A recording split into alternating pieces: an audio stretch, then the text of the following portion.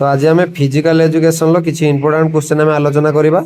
तो समस्त वीडियो को प्रथम शेष पर्यटन देखूँ। बहुत भल भल इंपोर्टाट क्वेश्चन जोड़ाक रही तुमर ओएसटीडी हो जोटा कि हाईस्कल टीचर जेकोसी एग्जाम सबुथिरे सब टीजीटी एग्जाम रे क्वेश्चन गुड़ाक आसो निश्चय।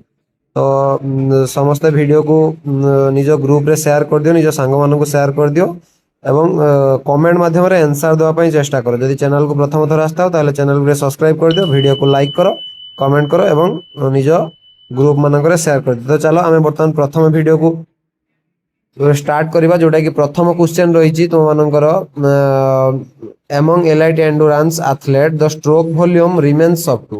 तो यार स्ट्रोक वॉल्यूम केते रहिबो जोटा कि तुम मानकर केते रहिबो ना एक नंबर आंसर तुम मानकर हो डी जोटा कि 90 रु 110।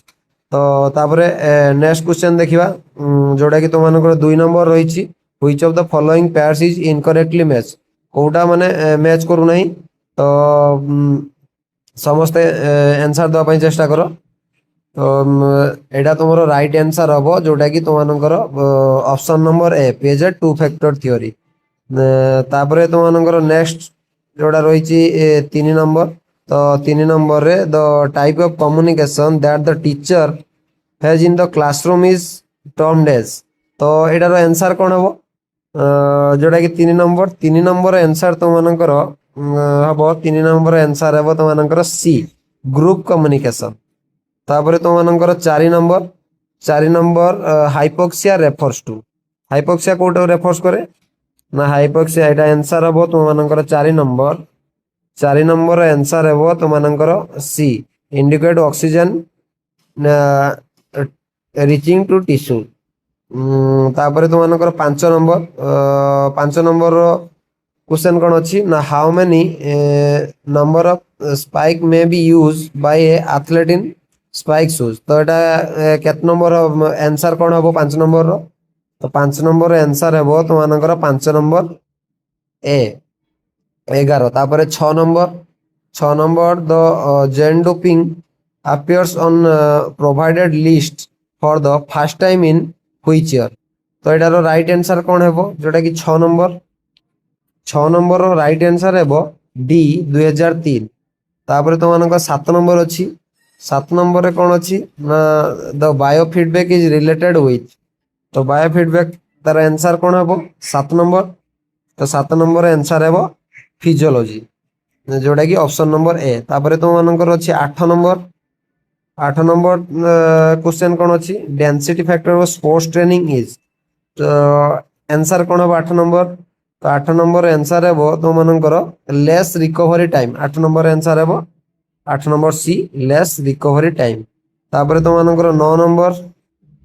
9 नंबर कौन क्वेश्चन अच्छी द कौन अच्छी the knowing except of awareness is psychology is known as.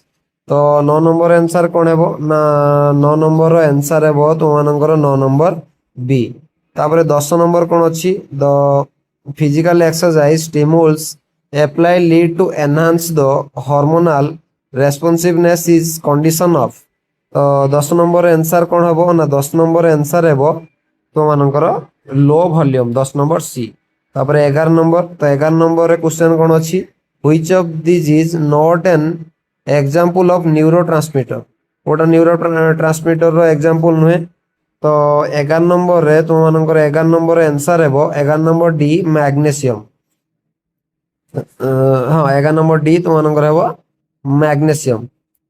तापर 12 नंबर कौन अच्छी which is most evident tissue in the human body.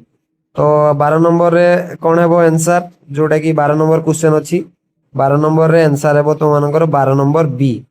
तापर तुम 13 नंबर क्वेश्चन गोटे अच्छी देख जोटा कि physical dimension of health pertains to the जोटा कि फिजिकल डायमेंशन एटा कहा कौन हम आंसर ना देखी दियो भल भाव 13 नंबर जोटा कि 13 नंबर तुम आंसर है 13 number be perfect functioning of body.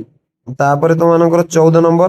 तो 14 नंबर रे एटा तुम लास्ट क्वेश्चन अच्छी जोटा कि कंट्राक्शन of drive from muscle cause. तो यहाँ तुम्हें माने कमेंट माध्यम जनइब यार आंसर कौन है। तो एमती प्रतिदिन फिजिकल एजुकेशन सब इंपोर्टाट क्वेश्चन गोटे गोटे वीडियो नहीं आसवा। जोटा कि